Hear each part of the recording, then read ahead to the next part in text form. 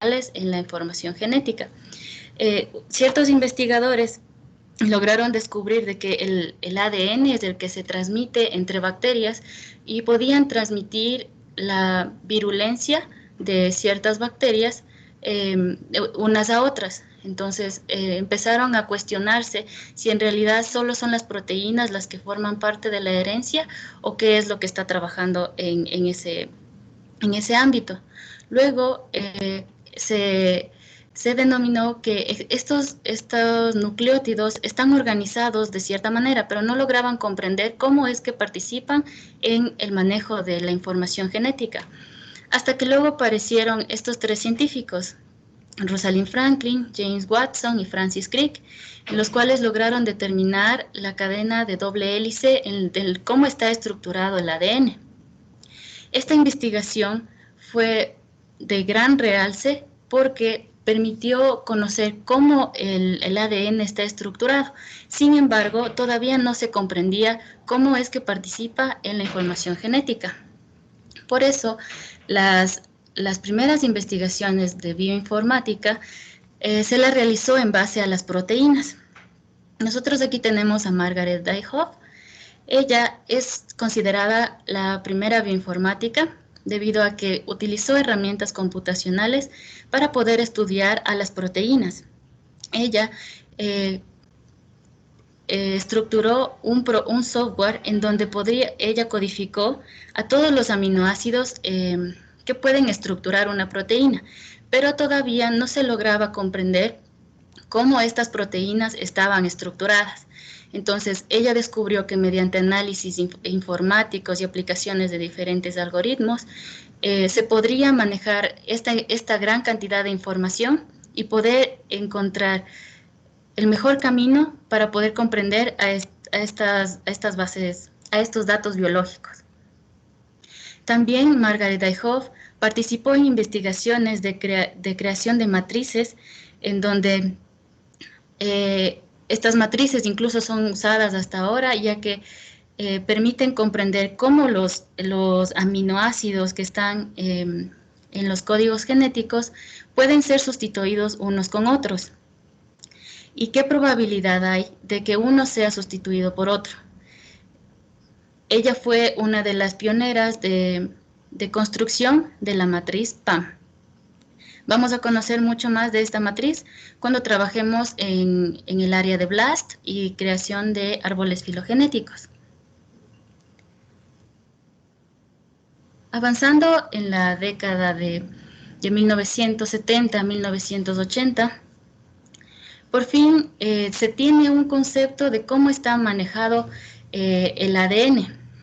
No sé si alguno de ustedes me puede hablar un poco o si han escuchado sobre el dogma de la biología molecular.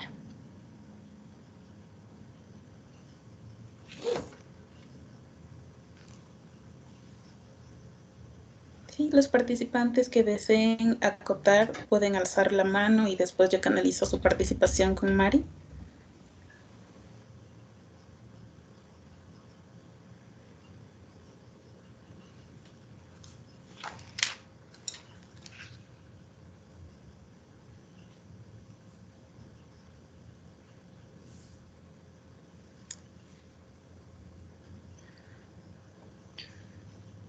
No se anima nadie todavía. Ale, quizá nos puedes comentar un poquito sobre el dogma central.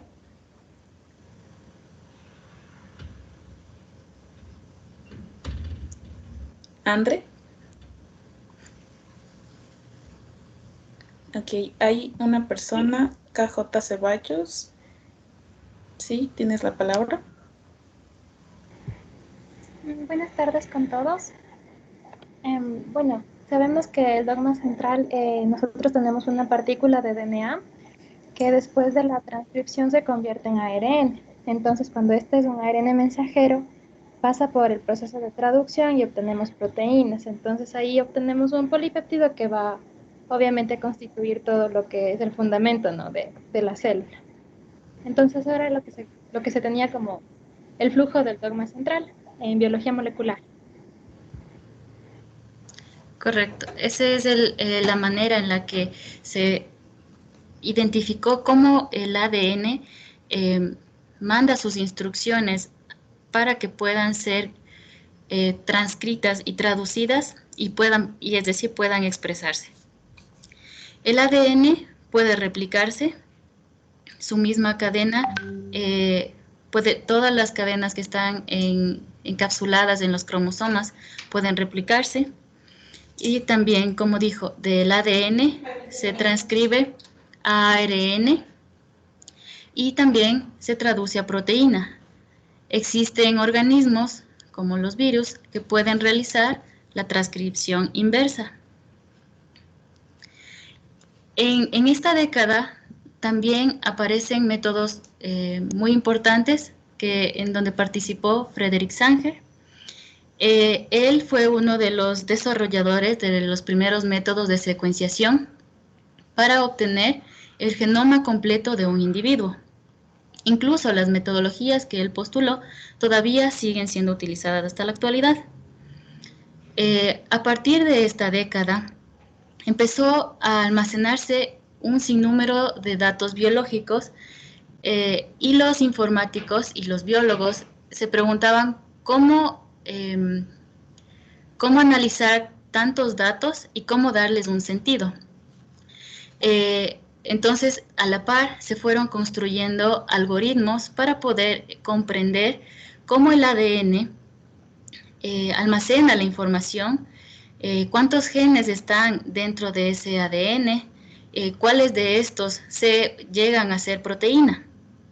Y así es como va generándose diferentes algoritmos y va formándose de a poco la bioinformática.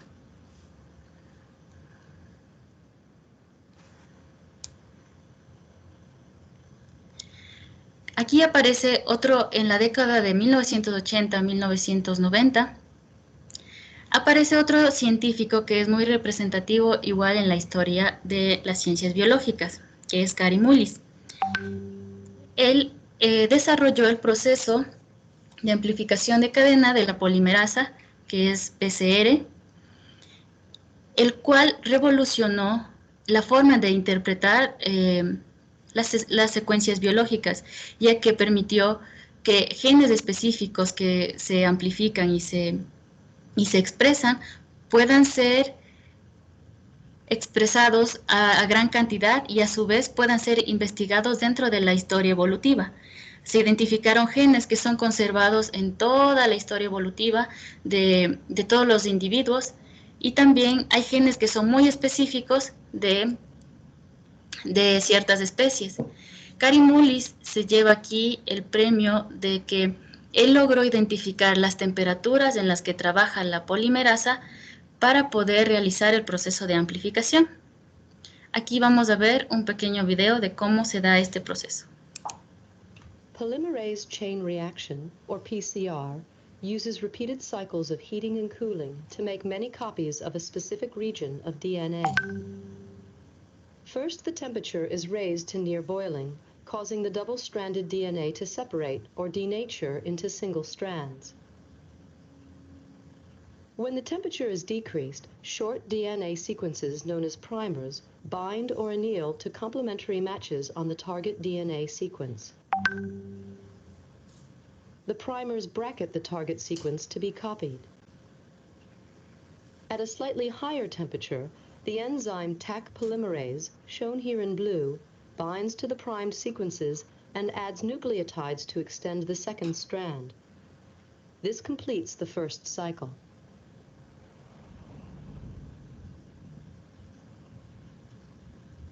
In subsequent cycles, the process of denaturing, annealing, and extending are repeated to make additional DNA copies.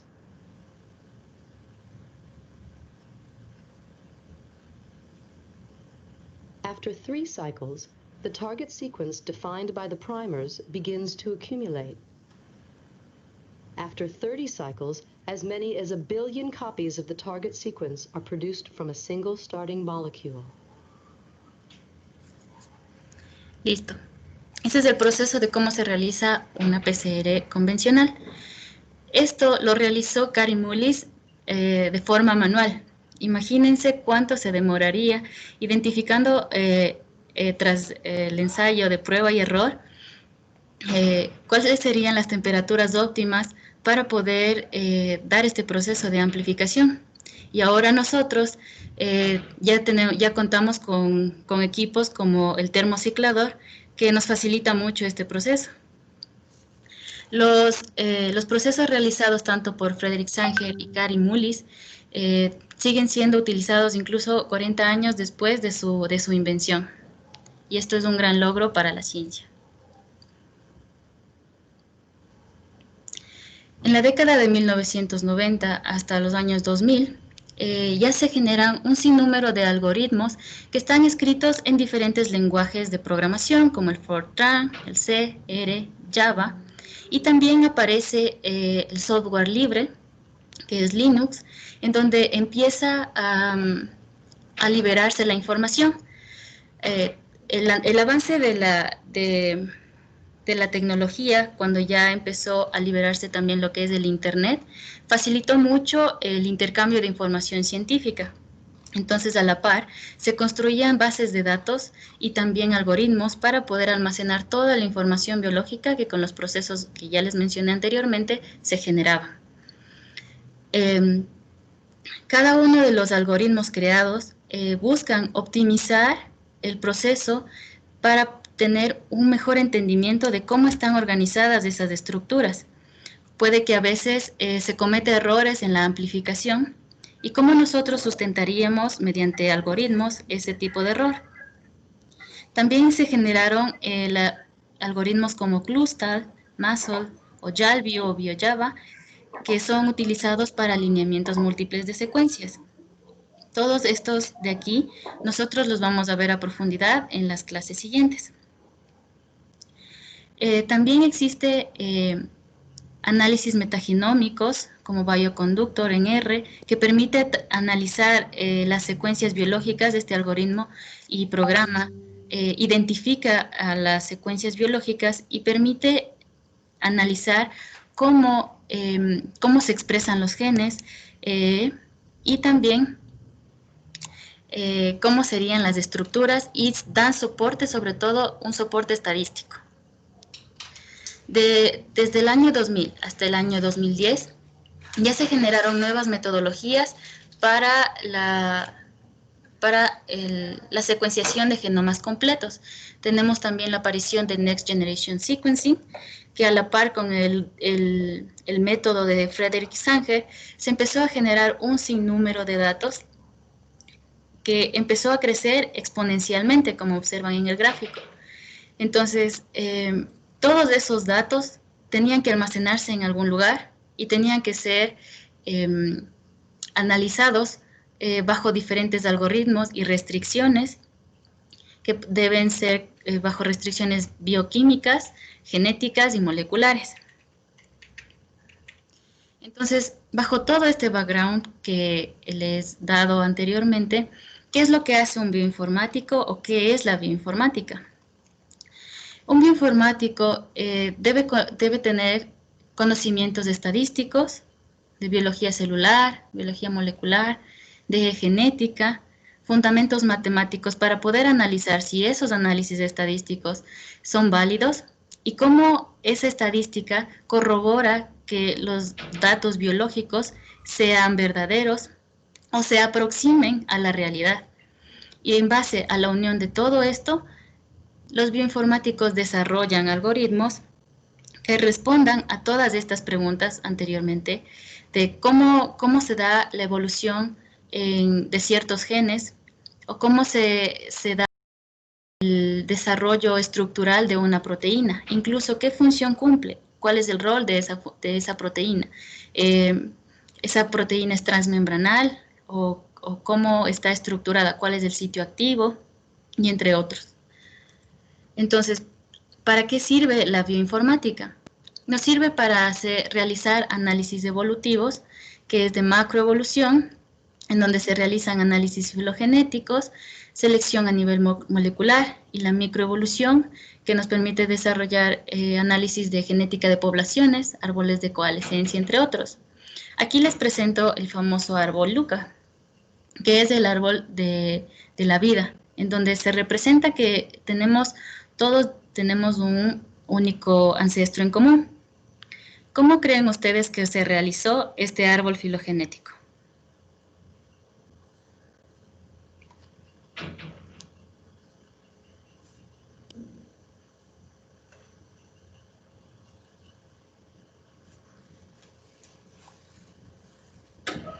¿Bajo qué conceptos? Recordemos un poco de biología celular. ¿Qué conceptos nosotros utilizaríamos de biología celular para construir un árbol filogenético?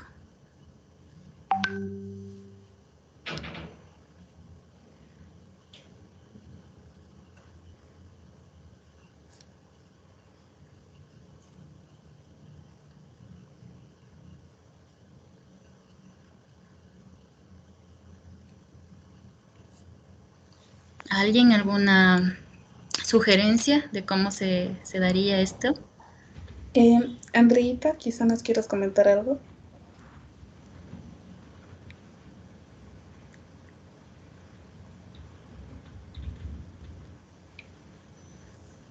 ¿Me escuchan? Sí. Bueno, tendremos que realizar un análisis estructural desde el origen de la evolución para empezar a construir el árbol y determinar en sí el tipo de especie en el que se encuentra el organismo. Sí, puede ser. Vamos a recordar un poco la estructura celular y qué organelos están presentes en cada uno de estos grupos taxonómicos. ¿Qué organelo creen que está presente tanto en eucariotas, bacterias y arqueas? Recordemos un poco de biología celular y la estructura de la célula.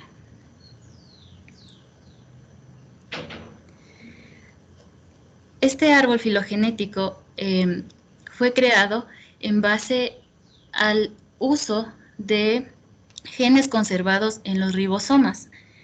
Todas las células que están presentes tanto en eucariotas y bacterias poseen ribosomas y estos ribosomas poseen secuencias específicas que se han conservado en todos estos grupos taxonómicos. Principalmente el gen 16S fue utilizado para generar este árbol filogenético. Se logró alinear las secuencias de estos géneros de animales, plantas, de bacterias y de arqueas, mediante el uso de este gen conservado en la historia evolutiva. Ya, ¿qué otro tipo de análisis podemos realizar con la bioinformática? Los análisis ómicos, que se refiere a todo lo que es transcriptómica, metabolómica, en donde principalmente la bioinformática se encarga de estudiar el ADN, el ARN y las proteínas. Y cómo todos estos están relacionados, tanto como en el dogma de la biología molecular, y también qué funciones cumplen en cada uno de los organismos. La transcriptómica estudia todos los ARNs que se producen en un individuo. La metabolómica, cómo están relacionados estas secuencias dentro de las rutas metabólicas. La proteómica estudia cómo las proteínas se están estructuralmente modificadas y ensambladas y cómo estas tienen qué función cumplen dentro de la célula y cómo reaccionan o se involucran dentro del individuo. Aquí es donde también ingresa el análisis funcional, que estudia el análisis de la función de las proteínas o del gen. ¿Qué gen codifica a qué proteína? Y esa proteína, ¿qué función cumple? Y acá abajo, como ven, es el análisis estructural. Podemos observar, así es como se observaría el pliegue de una proteína. Mediante diferentes herramientas informáticas, se logra estructurar diferentes tipos de proteínas, desde el ensamble primario, secundario, terciario de las proteínas y cómo estos se solapan. Incluso se puede encontrar los sitios activos de la proteína o también relacionarlas y alinearlas estructuralmente para saber si una se parece a la otra. Por ejemplo, a veces se tiene secuencias biológicas que no sabemos para qué sirven. En las bases de datos que vamos a conocer más tarde se encuentran secuencias que no han sido estudiadas a fondo. Entonces, lo que se puede hacer con la bioinformática es los investigadores suben las secuencias a las bases de datos y las liberan para que cualquier investigador tenga acceso y pueda manejarlas. Y se puede identificar bajo la construcción y el uso de otras bases de datos, se compara si la proteína A se parece a la proteína B, el porcentaje en el que se parecen, qué cadenas se parecen, qué no, y pueden lograr identificar cómo se estructuraría esa proteína nueva con otras que ya han sido anotadas por otros investigadores. Y también nos permiten construir la estructura en 3D. Hay programas que nos permiten construir y ver incluso las reacciones químicas y bioquímicas en las que están involucradas las proteínas o los genes que están en estudio.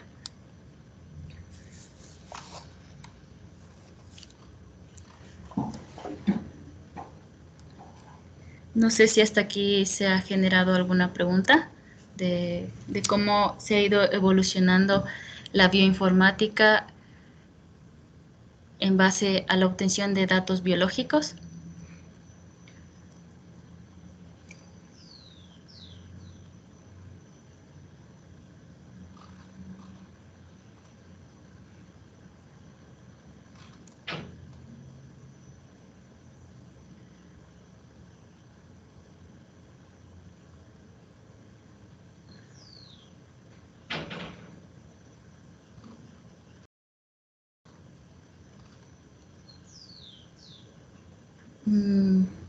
¿Sí se me escucha? Sí, Mari, de momento no hay ninguna pregunta. Podemos continuar. Listo.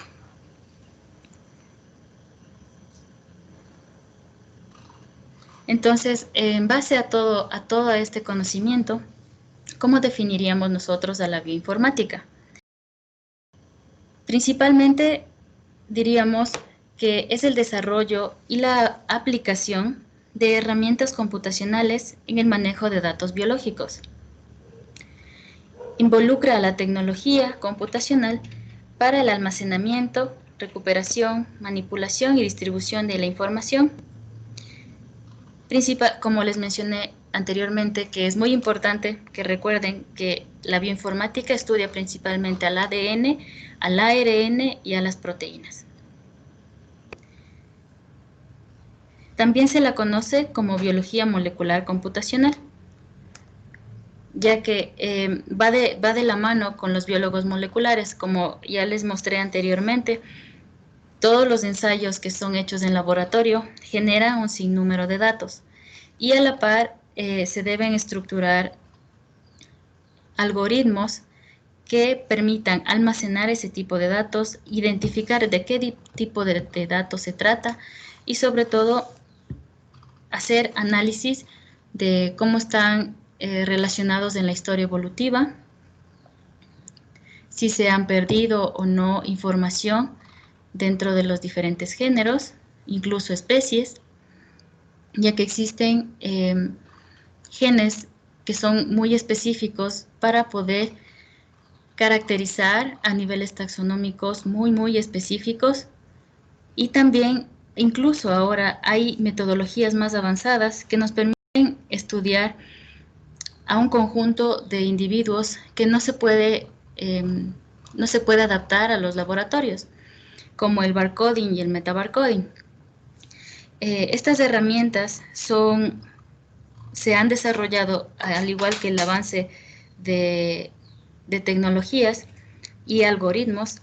Ahora con genes específicos se puede obtener un sinnúmero de datos biológicos de organismos que no se adaptan a condiciones de laboratorio. Y esto permite comprender de mejor manera si existe análisis de diversidad, si se ha perdido individuos, cómo estos se adaptan a los ecosistemas, y también se han desarrollado metodologías como el ADN ambiental, que mediante la generación de genes específicos eh, se logra extraer directamente de una muestra de agua eh, la cantidad de individuos que se encuentren en esa muestra. Por ejemplo, si nosotros queremos estudiar el género de unos peces en un lago, lo que podríamos hacer es identificar el gen que caracterizaría a ese género y tomar una muestra de agua, y mediante la amplificación de este gen por PCR con otras técnicas más avanzadas de biología molecular, se logra obtener a todo el grupo de peces que están dentro de ese género, que no se han podido estudiar, o incluso se evitaría la fase de muestreo y obtención del pez para obtener directamente la información simplemente de la muestra de agua.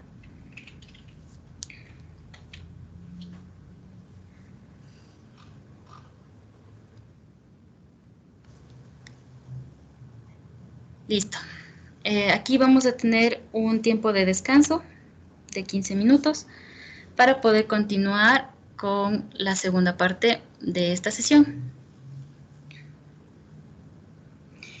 Como observaron todos, en la zona de tareas del grupo de trabajo ya ha sido asignada la tarea en que luego de haber terminado la clase de hoy, pueden realizarla. Incluso voy a habilitar en este momento una evaluación que será para una retroalimentación de los temas que hemos tratado hoy, y así poder generar los puntajes para aprobación de este curso. Regresamos en 15 minutos.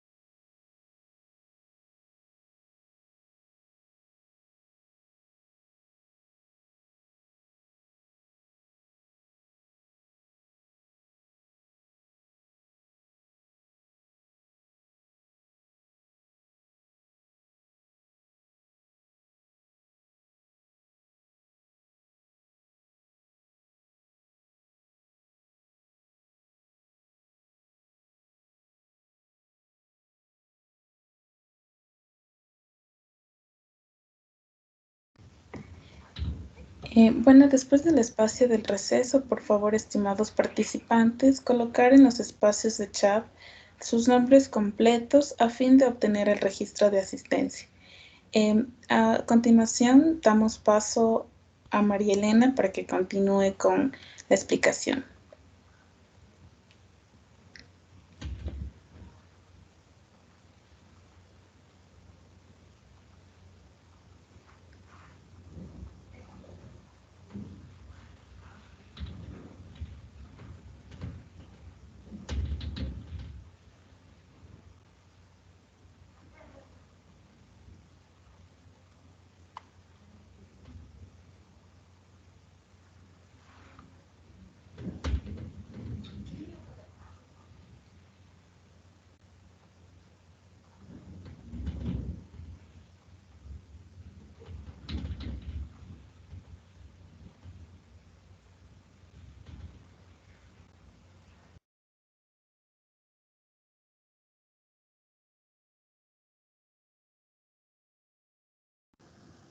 Mari, no se te escucha. Creo que tienes apagado el micrófono.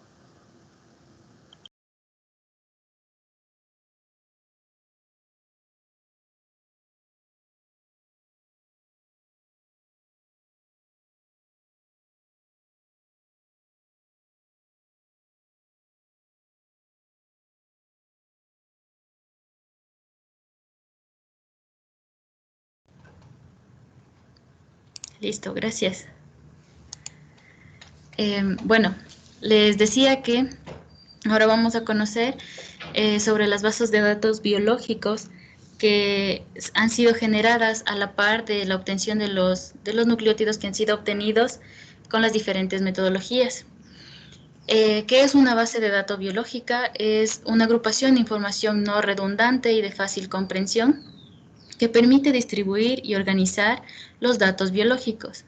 En estas bases de datos nosotros podemos tener secuencias de proteínas, estructuras de proteínas, genes y genomas completos, incluso si esas secuencias están involucradas en enfermedades que pueden darse por polimorfismos o por deleciones o inserciones de nucleótidos, y también si esas secuencias han sido utilizadas en publicaciones, también tenemos links a la bibliografía en donde han sido utilizadas estas bases, estas secuencias, y también si existen mutaciones en las secuencias que han sido utilizadas.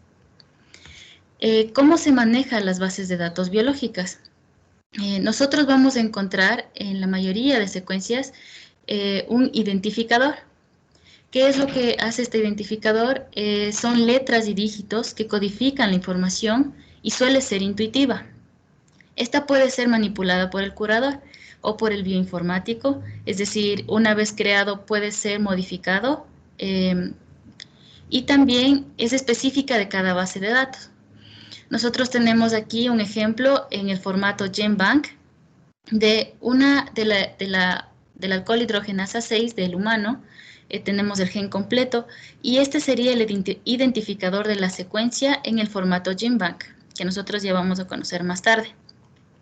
También en las secuencias vamos a encontrar un código de acceso. Este código de acceso tiene letras y dígitos que codifican la información. No es redundante y no puede ser manipulado por el curador una vez creado. Por eso, siempre va a tener una versión de este código asignado. Y también es específica en cada base de datos. En el formato GenBank, nosotros vamos a tener el código de acceso, que en este caso es muy similar al identificador, y tenemos la versión de la secuencia o dónde está almacenada esta información.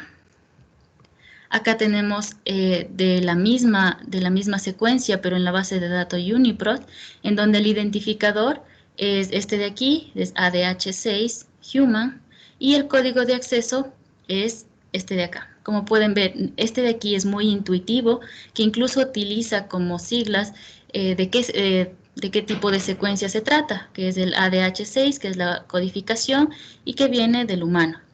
Y acá, que esta información no es redundante ni tampoco es intuitiva, Por ejemplo, tenemos P28332. Aquí no nos dice qué tipo de secuencia es ni nada. Las bases de datos tienen formatos de flat file, relational y también de object, orientadas a un objeto. El flat file lo que hace es distribuye la información de manera muy sencilla. Separa la información utilizando barras diagonales y también utiliza información compactada. Vamos a ver más adelante cómo es este tipo de formato. Relacional quiere decir que utiliza tablas, como se observa aquí, organiza la información en tablas que pueden llevar y vincular información entre otras tablas e incluso otras bases de datos para poder anexar toda la información posible en un grupo.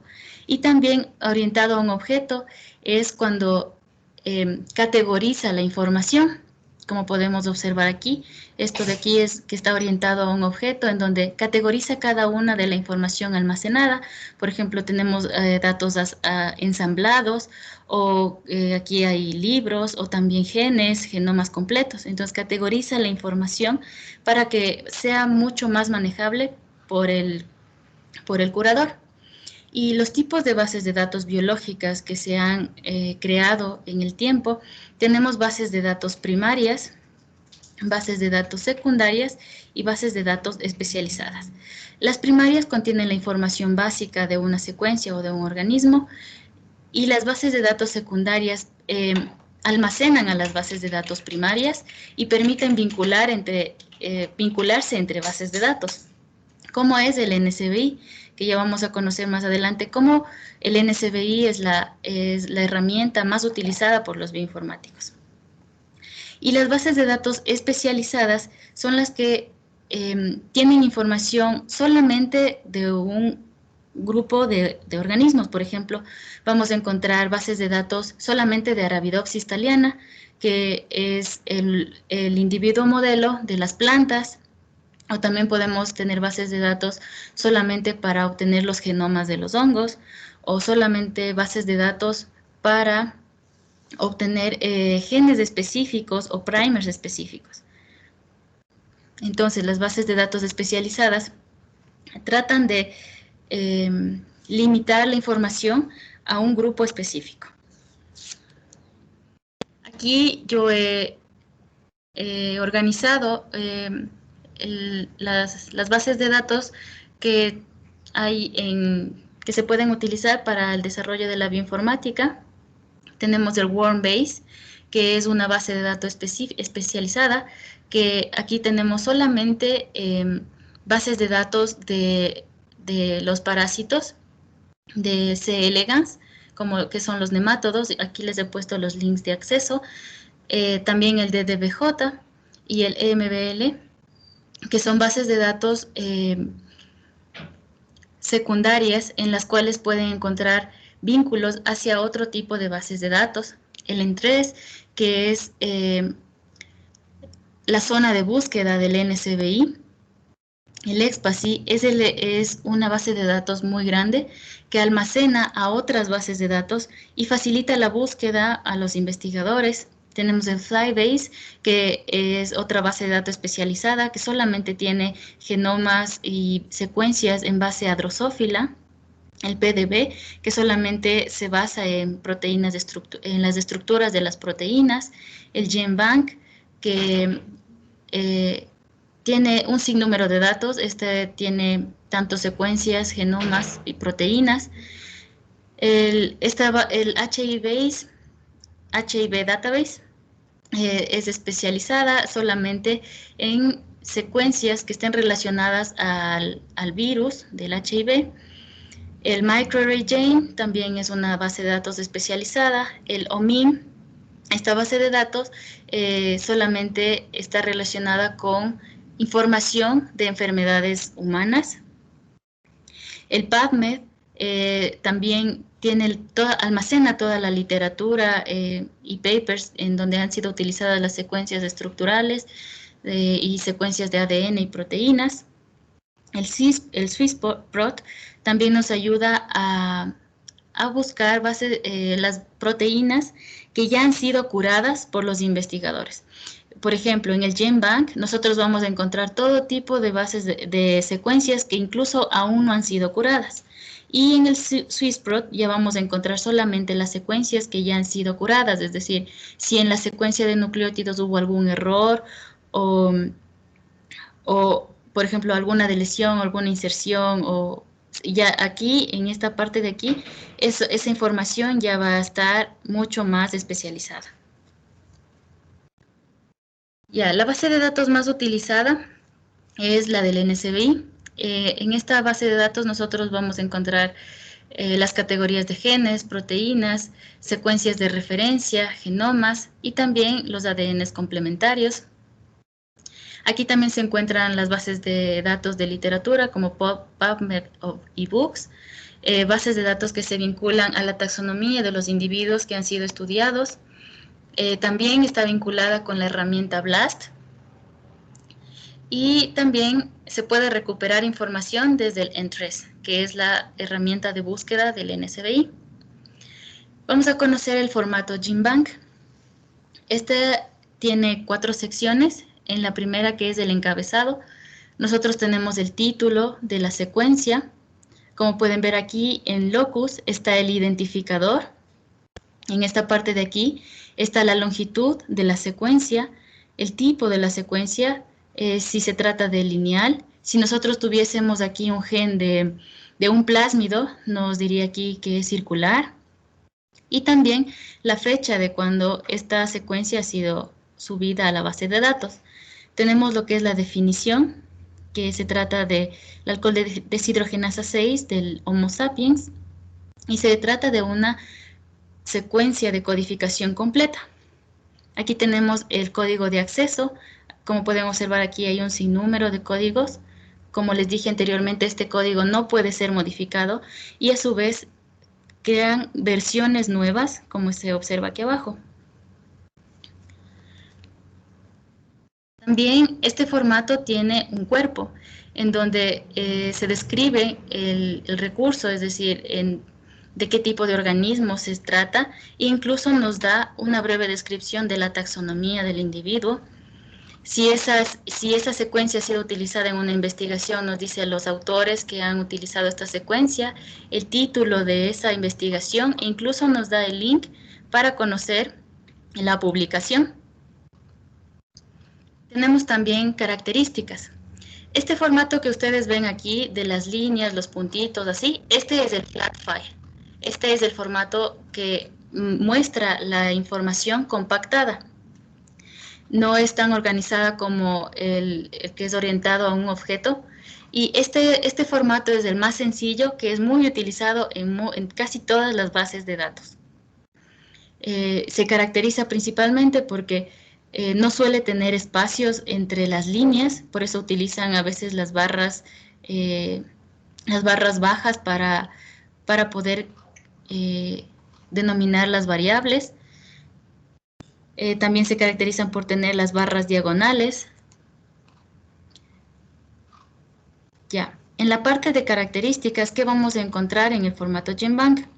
Vamos a encontrar nuevamente qué tipo de organismo es el que estamos estudiando, qué tipo de molécula es la que se encuentra, también los taxones, de dónde se ha obtenido la muestra, es del hígado de una persona.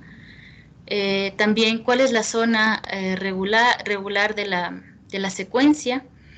Por ejemplo, nos dice que desde el nucleótido 34 hasta el 48 es en donde está la zona de regulación. Nos dice que el gen que se encuentra en esta secuencia está desde el 287 hasta el 2559.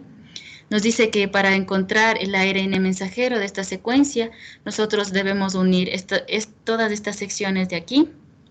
Y también si tenemos exones, desde dónde hasta dónde se encuentran, por ejemplo, desde el nucleótido 287 hasta el 396. Y el CDS, que es la secuencia de codificación de una proteína, nos va a decir que si unimos estas secciones que están descritas dentro del paréntesis, nosotros vamos a encontrar la secuencia que codifica una proteína. Nos dice qué tipo de proteína, es la alcohol deshidrogenasa 6, y también tiene un ID que nos va a direccionar directamente a la secuencia. Y tenemos una breve traducción de la proteína ya codificada. Y al último de esta secuencia vamos a tener toda la secuencia en nucleótidos. Nuevamente, este es del formato flat file.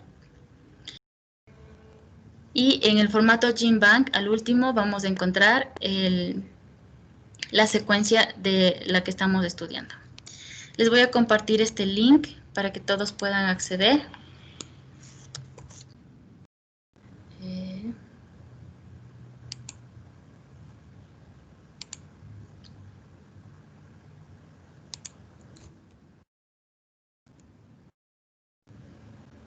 Listo.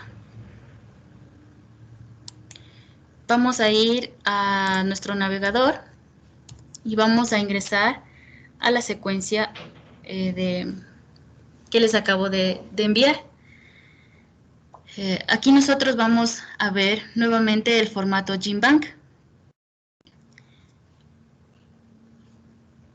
Nuevamente tenemos aquí el identificador, el tamaño de la secuencia, qué tipo de secuencia es y la fecha en la que ha sido subida esta secuencia. Nos dice que se trata de una levadura y que es un gen parcial, que tenemos una secuencia de codificación parcial. Tenemos el código de acceso y las versiones de este código. Tenemos también la taxonomía del individuo que se está estudiando. Esta secuencia ha sido publicada por estas personas. Este es el título de la investigación. También en todas las investigaciones que han sido utilizadas esta secuencia les va a dar el acceso mediante el link de PubMed. Luego vamos a la segunda parte, en donde nos dice cuál es la secuencia de codificación. Tenemos también el gen, que nos dice desde el nucleótido 687 hasta el 3158.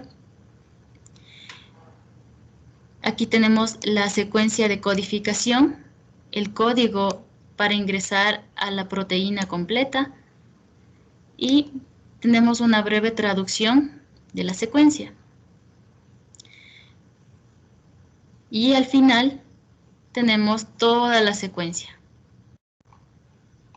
Este es el formato GenBank que maneja en el NCBI. Listo.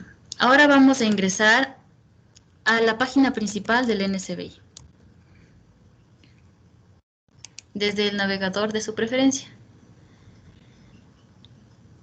Nosotros aquí vamos a observar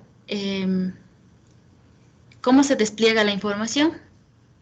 Nosotros podemos ver aquí en About de NCBI la información acerca de esta base de datos, cuáles son las misiones, a qué otras bases de datos está vinculada, si quisiéramos contactarnos.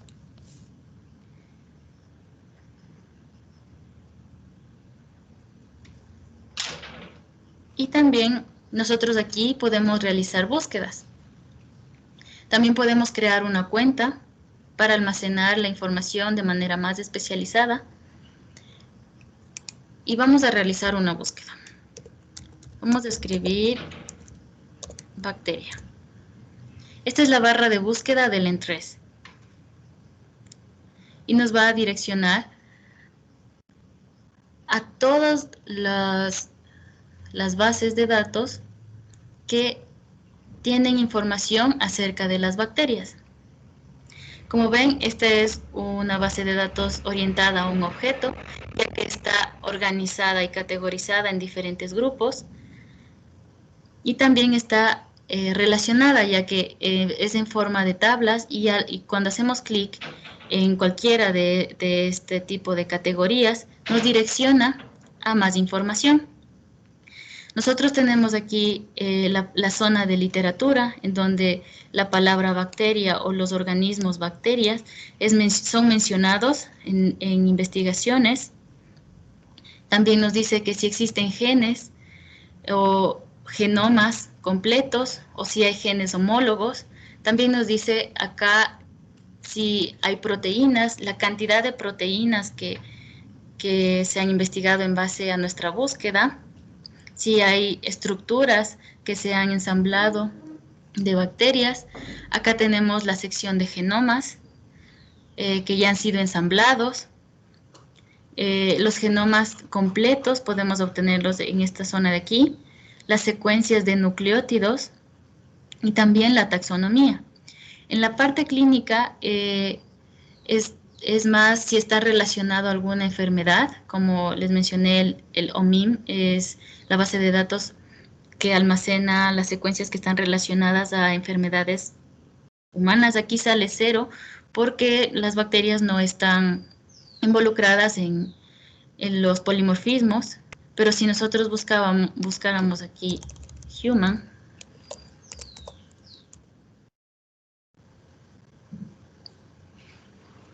ya tendríamos información en esta sección.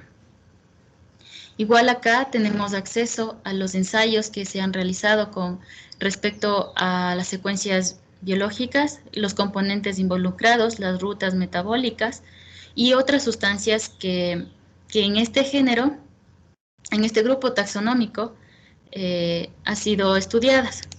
Aquí deben recordar que para realizar las búsquedas de cualquier organismo deben utilizar los nombres científicos. Vamos a ingresar ahora a datos de hongos.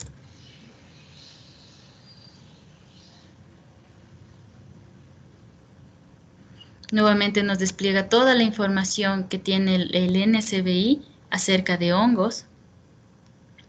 Vamos a ingresar a la sección de los genes.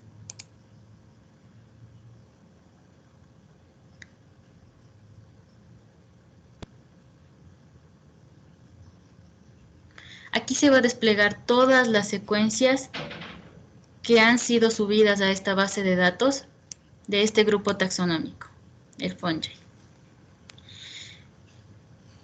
Aquí ustedes pueden escoger cuántas secuencias quieren que se muestren por cada hoja para poder acceder. También aquí en su parte derecha pueden observar que existen incluso más grupos taxonómicos que pueden servirle. Por ejemplo, está aquí el grupo Aspergillus, Coletotricum, y de cada uno de ellos, cuántas secuencias están en toda esta base de datos que nos muestran acá. Vamos a seleccionar el primero y se nos despliega automáticamente el formato GenBank, en donde nos da el dato, el nombre de la secuencia que nosotros hemos seleccionado, y aquí tenemos más información. En esta sección de aquí nos va a indicar el gen en donde está ubicado. Esta flecha roja que está aquí nos indica que la sección del gen que se estaría buscando está en dirección de 3', 5', sería en la segunda cadena del ADN. Y también nosotros podemos ver más información sobre el genoma involucrado. Acá tenemos los que están pintados de verde, son los exones que tiene esta secuencia, es decir, los genes que se están expresando. Aquí tenemos el link de la secuencia, de la publicación en la que esta secuencia ha sido utilizada. Y como ven en la parte derecha, tenemos acceso a más datos respecto a esta secuencia. Podemos ir a la sección de nucleótidos, a la proteína, a los papers que están en donde ha sido utilizada esta secuencia. Podemos ver los datos estadísticos, incluso correr un BLAST directamente desde esta base de datos. Podemos ver si existen genes homólogos al que estamos utilizando, si existen secuencias de referencia en base a la secuencia modelo que nosotros hemos dado como búsqueda. Y aquí nos da, podemos direccionarnos a un gen más específico en el formato GenBank. Nos da nuevamente el identificador, el número de la extensión de la secuencia, qué tipo de secuencia es, si es lineal y la fecha en la que ha sido actualizada esta información. Igual nos describe la taxonomía y nuevamente nos direcciona a la secuencia que estamos buscando. Este formato que nosotros estamos viendo aquí es el formato flat file. Nosotros podemos conocer también el formato FASTA, que es el más utilizado para el manejo de las secuencias biológicas. Se caracteriza principalmente porque empieza con este símbolo del mayor que, tiene el identificador, tiene el nombre del organismo y también describe qué tipo de secuencia es, y seguidamente está la secuencia. También podemos descargar esta secuencia, podemos descargarla completamente, solamente la secuencia que codifica o que se expresa. Seleccionamos la construcción del archivo y el formato en el que nosotros deseamos descargar. Y automáticamente se descarga la secuencia. Ahora quisiera que ustedes seleccionen hagan una nueva búsqueda desde el Entrez y investiguen ustedes cada uno de los botones que se despliegan en esta zona de búsqueda. Por ejemplo, yo voy a buscar nuevamente algas en toda la base de datos y aquí se nos despliega nuevamente toda la información almacenada. Esta vez me voy a ir a la sección de nucleótidos y se me despliega toda la información en base al grupo taxonómico que yo he escogido. Y acá se nos despliega los géneros que están almacenados en toda la búsqueda que yo he realizado. Voy a seleccionar a clorela.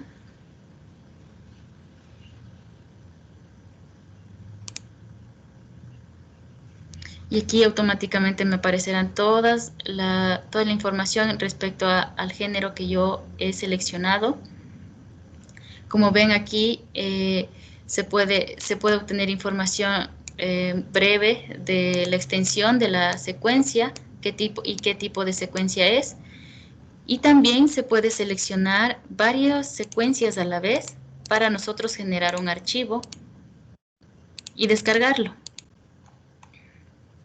Seleccionamos las secuencias, nuevamente vamos a Send to, File, seleccionamos el formato en el que deseamos descargar y creamos el archivo.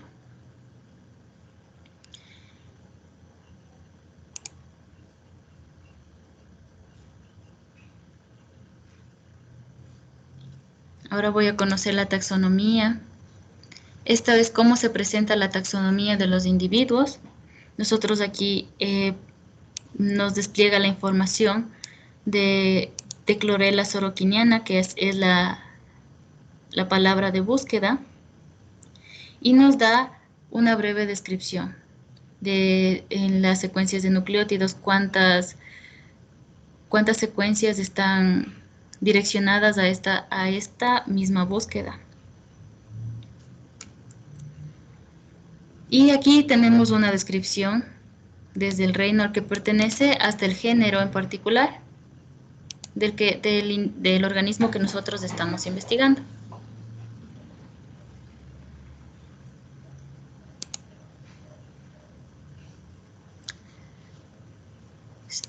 Si nosotros damos clic en esta sección que dice RNA, automáticamente se nos va a colorear toda la secuencia, ya que toda esta secuencia es la que codifica al ARN ribosómico de clorela. Si ustedes observan en las secuencias que ustedes están realizando las búsquedas y hacen clic en cada una de los links que les sale, van a darse cuenta de que la información les direcciona directamente a lo que ustedes están buscando.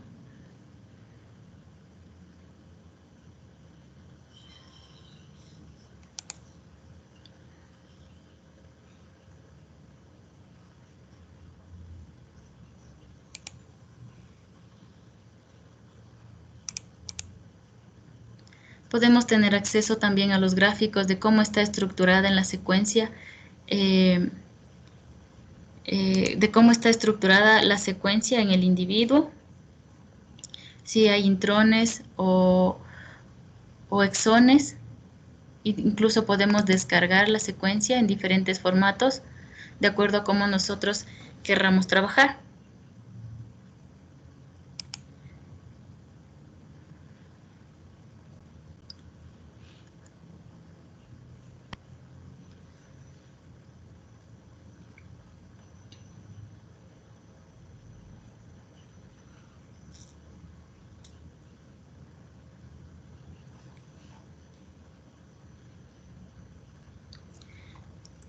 Incluso podemos correr un BLAST directamente desde aquí, ya que el NSBI está vinculado con BLAST.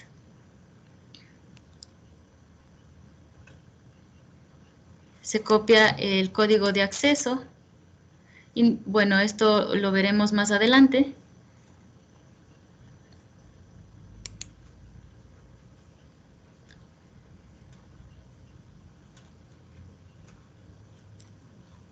Y listo.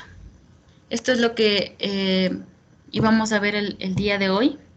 Es la introducción a las bases de datos, principalmente al NSBI, al ENTRES y al formato GenBank.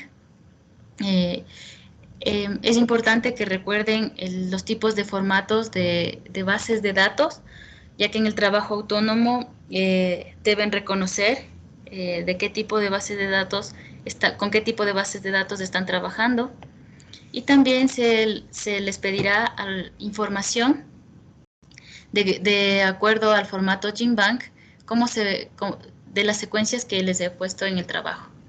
Ahora les voy a compartir un link en donde deben responder unas pequeñas preguntas. Es una evaluación de conocimientos de lo que hemos visto hoy.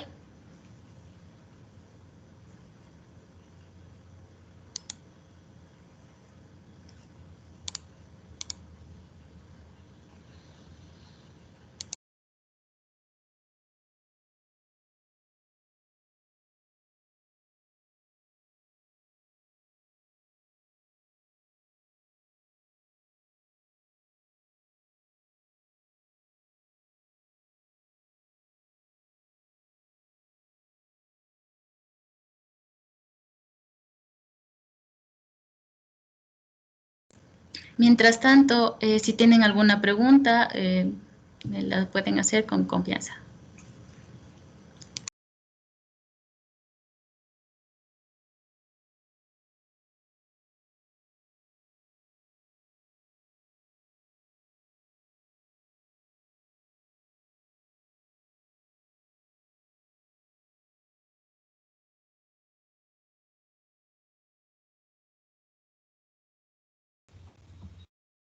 Estimados participantes, antes de enviar la evaluación, les recuerdo que si tienen alguna pregunta o duda, pueden hacerla a María Elena. Entonces, por favor, las personas que deseen intervenir pueden alzar su mano o también dejar su mensaje a través de los espacios de chat.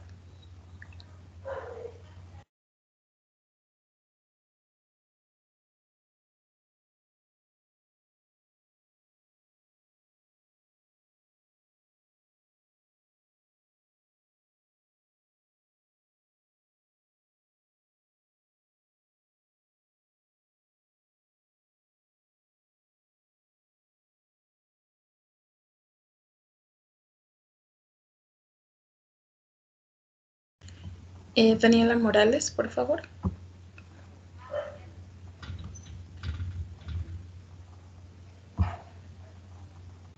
Mi pregunta es si se va actualizando las bases de datos o quién las actualiza. Muchas gracias.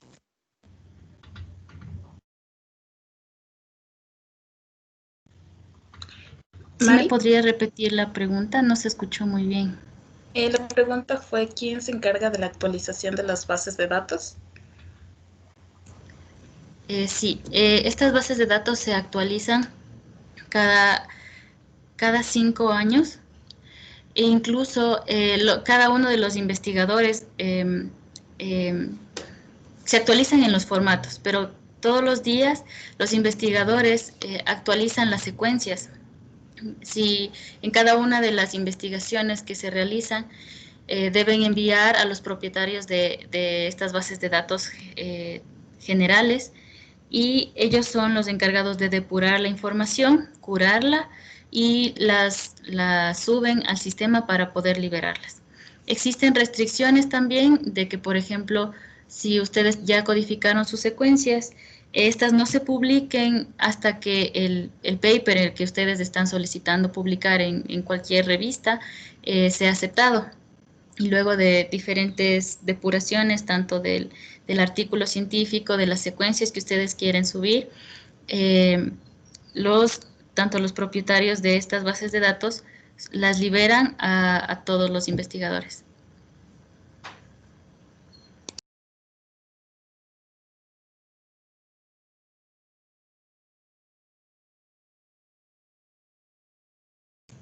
He creado ya la actividad en el canal general.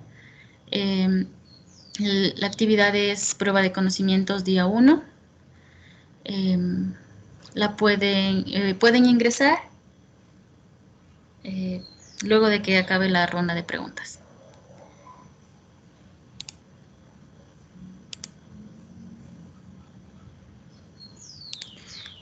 María Elena, tenemos otra pregunta. En el espacio de chat dice lo siguiente. Buenas tardes, no comprendí qué se hace con la relación que el código de acceso no puede ser manipulado por el curador, pero el identificador sí. Estos códigos de acceso no pueden ser codificados porque una vez que es aceptada la secuencia en la base de datos, ese código es como una cédula de identidad de esa secuencia. Entonces no puede ser manipulada. A diferencia del identificador, este sí puede ser manipulado, ya que a veces existen similitudes entre códigos y pueden confundirse entre investigadores, por ejemplo. Entonces lo que deciden ellos es hacer secuencias códigos que sean específicos. Como vieron, pueden ser los mismos tanto el identificador como el código de acceso, para evitar que existan modificaciones. Pero eso de la modificación es en casos muy particulares. Pero deben tenerlo muy en cuenta. No sé si se respondió la pregunta.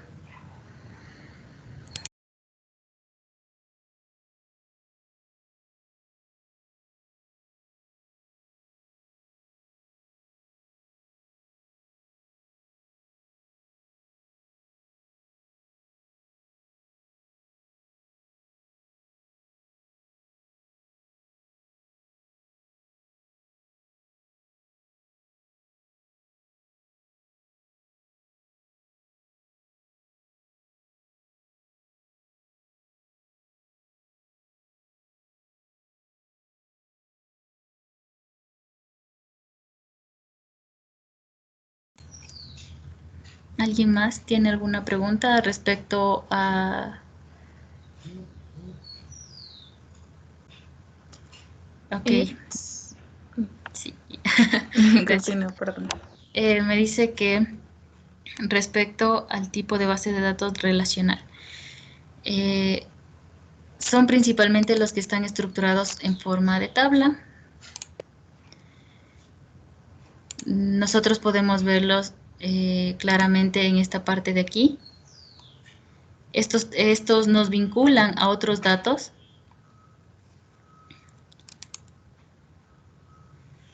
Este formato de bases de datos es cuando están estructuradas en tablas y tanto filas como columnas nos vinculan a otra sección en donde están almacenados más datos. Ese es el formato de relacional. En cambio, el formato de dirigido a un objeto categoriza la información, como vimos en el entries. Cuando hacemos una búsqueda, este es el formato direccionado a un objeto, ya que está categorizada la información, tanto en literatura, genes, proteínas, genomas, respecto a análisis clínicos y relacionado con datos químicos. Y a su vez también es relacional porque tiene una tabla en donde nos direcciona a otro conjunto de datos. Entonces el relacional tiene estructuras de tablas que tanto columnas y filas nos direccionan a información. El dirigido a un objeto nos categoriza la información. Y el flat file, que es el más sencillo, es en el que está descrito el GenBank y el formato FASTA, que nos describe la información de manera muy sencilla, con caracteres simples, y puede también direccionarnos a otra información. Vamos a ver el formato FASTA. Este es el flat file, que no tiene espacios. Se trata de optimizar el espacio y es de manera muy sencilla, se describe la información que se desea presentar.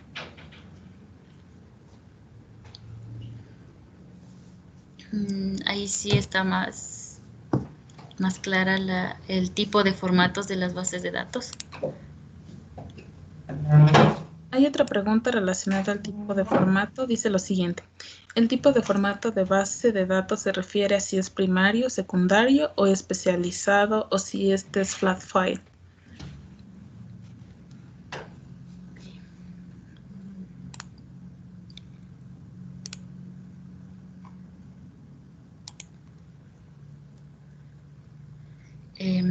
Las bases de datos, como vieron, tienen los tres formatos de bases de datos. Entonces, lo que yo quise representar en esta diapositiva, déjenme compartirles nuevamente. Aquí. Es que los formatos que existen son estos tres. Y las bases de datos biológicas son de tres tipos. Las bases de datos primarias, secundarias y especializadas. En cada una de estos tipos de bases de datos están los tres formatos. En las bases de datos primarias o secundarias, como es el NCBI, encontramos los tres formatos, el flat file en el GenBank y FASTA, el relational en la descripción de tablas, y el Object Oriented en la categorización de la información almacenada en esta base de datos.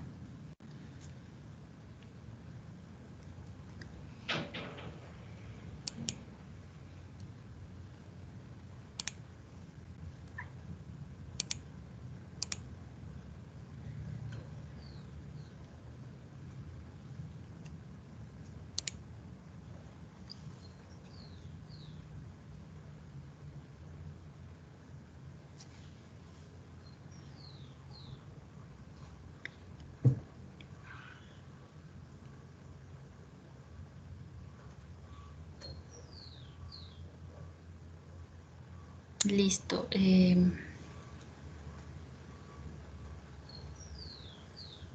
Tal vez más preguntas.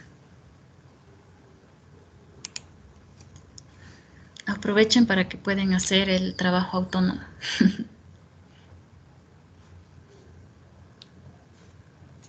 E incluso responder a las preguntas que están en la evaluación.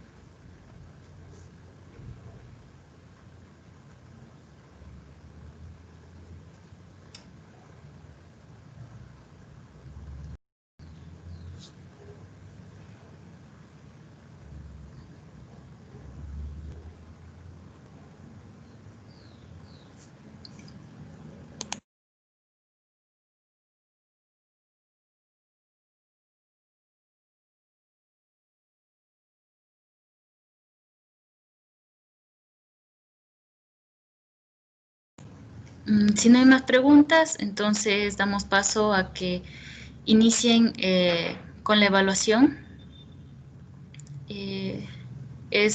Todo es acerca de los temas que hemos abordado el día de hoy. Y para reforzar toda esa información, es el trabajo autónomo. Están descritas las instrucciones en la sección de tareas. Es para conocer un poco más acerca del tipo de formatos y el tipo de bases de datos, cómo manejar el NSBI, cómo es el GenBank, que es una base de datos referencial para la bioinformática. Mañana vamos a conocer un poco más de cómo manipular las secuencias. Si son secuencias de nucleótidos, vamos a poder transcribirlas o traducirlas a proteínas. Vamos a poder encontrar la estructura de la proteína en estructuras primarias, incluso en estructuras 3D. Y les daré las bases de datos que se utilizan para hacer este tipo de transformaciones. Y eso. Entonces, les damos paso a que revisen las anotaciones de la clase de hoy y damos inicio a la evaluación.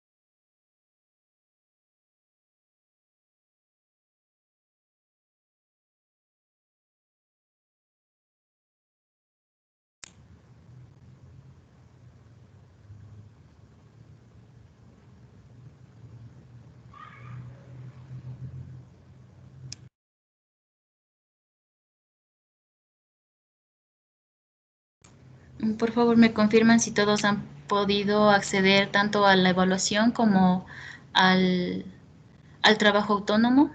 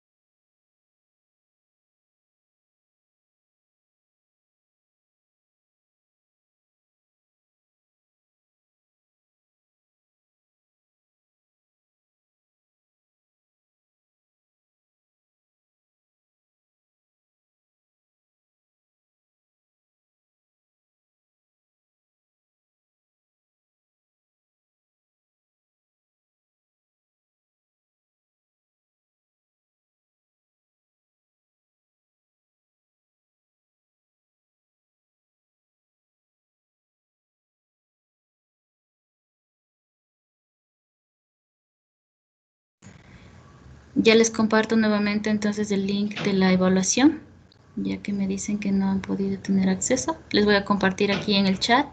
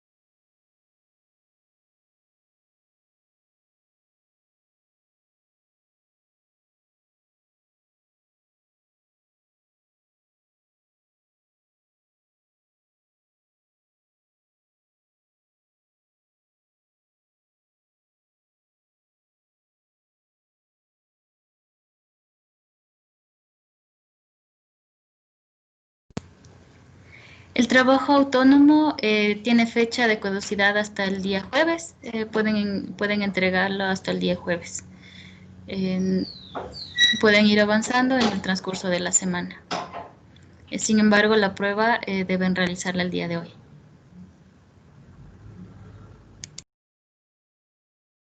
Me confirman por favor si es que el link que les acabo de compartir en la zona de chat. Ok, ya corrijo eso.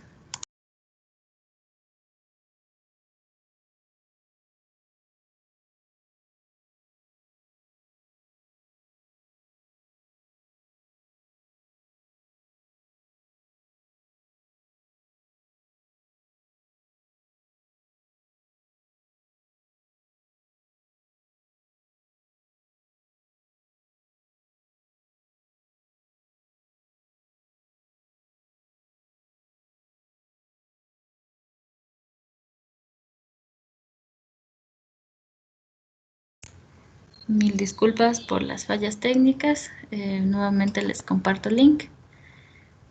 Confirmen por favor si ahora ya pueden acceder a la evaluación.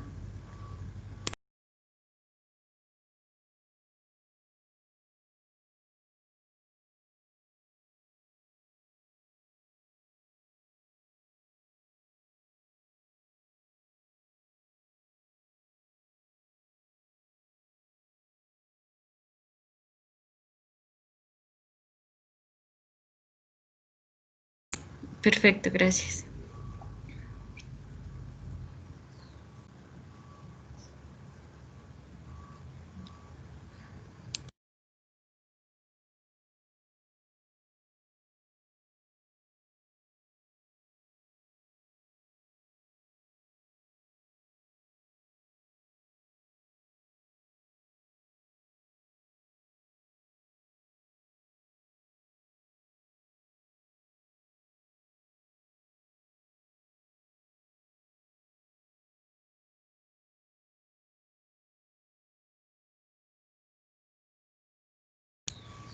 La evaluación pueden responderla hasta las 4:55.